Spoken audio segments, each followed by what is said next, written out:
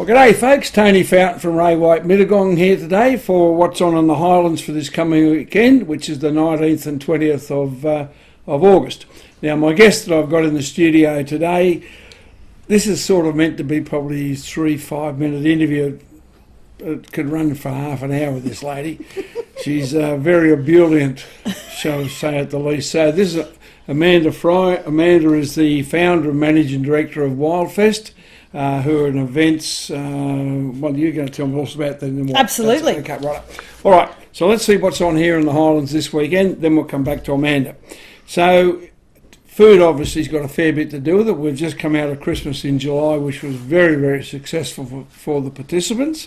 This Friday night, which is tonight, we've got at the Mill Street, it used to be the hardware store, and they've refurbished it up beautifully. You've been to Mill Street? Beautiful. Isn't it? The Friday feasts they do there are amazing. Absolutely amazing. It's a Friday that's on this week, isn't it? Yeah, incredible. It's a great space. Well, thank you for your contribution there. You're in the game already. Okay, then, all right, so then we've got at Southern Highlands Wines, which is out on the road to Sutton Forest on the corner of Albury Road. They've got the pork and pinoir night. Have you been to that? No, I haven't, but it sounds fabulous. Is that pig on the spit? Well, we're going to work at that. We'll try that. Pork and That's Pinot. on Saturday from 6 p.m. And then at the Mittagong RSL on Saturday night is Gossip Bollywood. I love a bit of Bollywood. Yeah. So dress up and dancing. Doesn't get any better. No, by its own nature, it would have to be a goal, wouldn't it? Right. Totally. Completely. So then we come back to our markets, and I know I keep harping every week about this, but they are really gaining popularity from people from Sydney and Canberra as well. Mittagong markets are on Saturday from 8 till 2, and then on Sunday at Bundanoon is the Makers Market. They're on from 8:30 till 2 down there. So this is where you get all your fresh food. There's just a whole stack of stuff, so it's really worthwhile. Now, busy weekend for me this weekend. I've got 2 auctions coming up. We've got all my details are here, tonyfountain.raywhite.com. A vacant block of land over in Mossvale at 15 Joseph Hollis Street. That auction's on at 1:45 on Saturday. And then on Monday night at the Mittagong RSL, I'm auctioning a 20-acre block down at Maroon, just off the Hume Highway. So all the details are there at tonyfountain.com, tonyfountain.raywhite.com. For the people who are following rugby, there's no rugby on here this weekend, but the Barrel Blacks first and reserve grades are all in the final. So the boys are playing up at Camden. Better luck, fellas. Go for it and make it happen. We of course have the Bledisloe this weekend too. Who? On the box. The Bledisloe is on the box. Not a fan? No, I love it. Oh, okay. I was going to say, if you like the Barrel Black, surely you're into the Bledisloe. Yeah, no. I used to be president of Barrel Blacks at one stage. Oh, I didn't know that. No, but I reckon, and I will probably have to eat my words, hopefully. I reckon the All Blacks could probably knock off at half time and stay in the change room and still win the game. They're on a bit of a streak at the moment. They have been for several years. Well, they play for 80 minutes. Our Blacks stop at 74 minutes. They're a formidable force. Anyway, that's that. The tide will turn eventually. It will. It will eventually turn. Even Canute had to float. That's exactly right. Away in his ship. Okay, well, listen, that's enough of what's going on. Let's hear about Amanda Fry and WILDfest. So, I really want to get people connecting with nature. And when I moved down here, what became really apparent to me is how much incredible wilderness and national parks we have. Right. So I created WILDfest. Yeah, absolutely. Yep. Just say, right, let's get out, away from the telly. Let's get out of the house and let's connect with nature. So I've created a whole lot of activities that really aren't that strenuous. Right. But it's really just a matter of, that whole kind of get involved in life and get out into the sunshine. And as you know, this year we're down in Joadja, the old town and distillery, which used to be a fantastic Scottish mining settlement in the 1840s. And the rumour has it that only the Scots had the resilience to handle the weather, the heat of summer and the cold of winter. Yep. And they, of course, populated and ran the shale mine down there and extracted the kerosene. So we're very, very lucky that we have the first glamping event down in Joadja. Yeah, because when you sent me the stuff with gramping, I thought gramping was actually where you're climbing up rocks. Aren't they called gramps? That's abseiling. So I don't know. I'm not familiar with the word gramp, as in the Grampians climbing mountains. Yes. I'll Google that, Tony. There you go. Come back to you. So that's on the 27th, 28th, and 29th of That's October. right. Glamping basically means luxury camping. So Right. we put a real mattress on your bed inside Right. the tent. We put rugs, we put cushions. You have all the creature comforts. You have water bottles, magazines. Like, it's just like being in a really, really beautiful hotel room, but the difference is you're actually out in the elements and you're under the stars. And you've been down to Joadja. I mean, Joadja, the night sky, that southern sky, there's no lights, and so you get the full Milky Way effect, which is amazing. And of course, you've got wombats and wallabies and lyrebirds and platypus and monitors. It's game on in Joadja. And then, of course, you know, just to make sure you get off to bed, there's a little bit of whiskey in the distillery for a little bit of a night. Yes, they make dry gin. Outlaw, which is the whiskey before it goes in the barrel, then the whiskey, and then we have anise, which is this amazing aniseed drink, and of course we Scottish ale for the beer drinkers amongst us.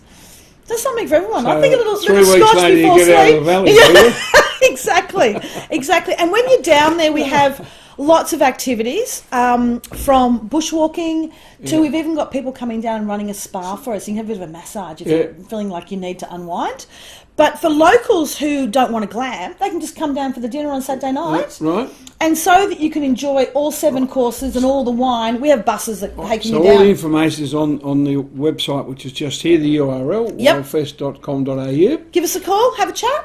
Yep, and Get we'll involved. quickly mention you've got down at Kangaroo Valley on the river. We have our canoe, champagne and canapé. So we put 2 canoes together and we're going gliding through this beautiful sunken forest.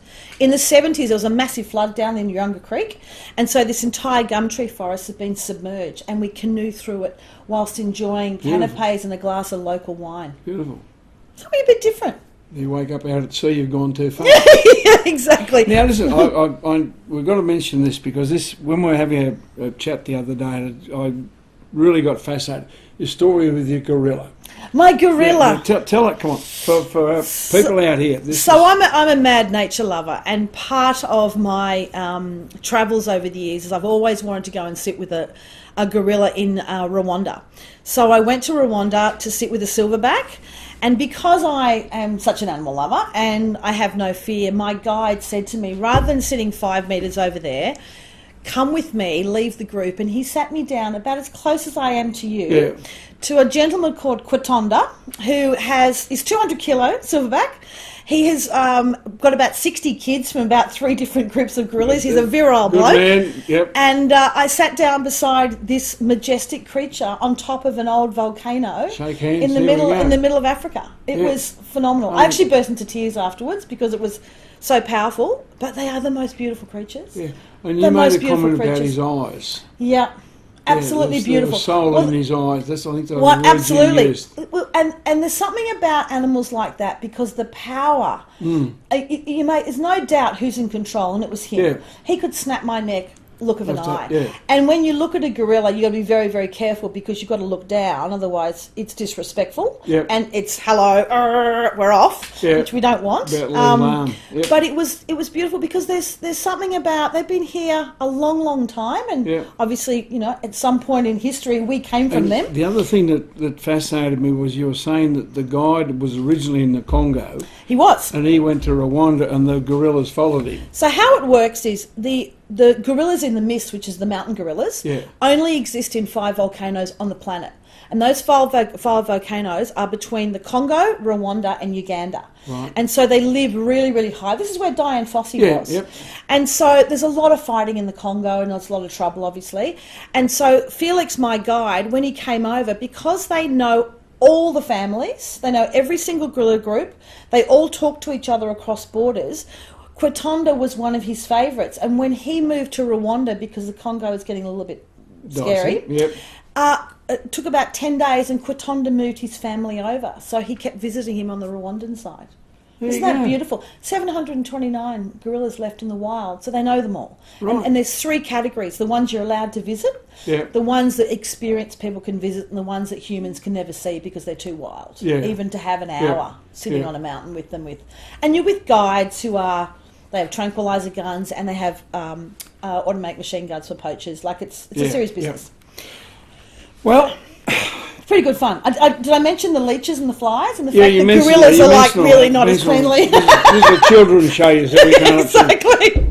Amanda, as I said, this could. What we're going to do, if you're agreeable, we'll come back for another one. Lovely. Session, and we'll talk more about the things that you're obviously passionate about. I'll tell you about the gibbons in Vietnam next. That'll do it, righto. But folks, this is, you can't beat passion, and ebullient's the term I use, but she's got it in spadefuls. So that is being transported, I'm dead sure, into WILDfest, and I think it's got the potential to be an enormously valuable part of our community here. So thank you very much indeed for coming on board. I appreciate that. That's lovely to say. And folks, remember, as long as you've got a pulse, you're having a good day. See ya.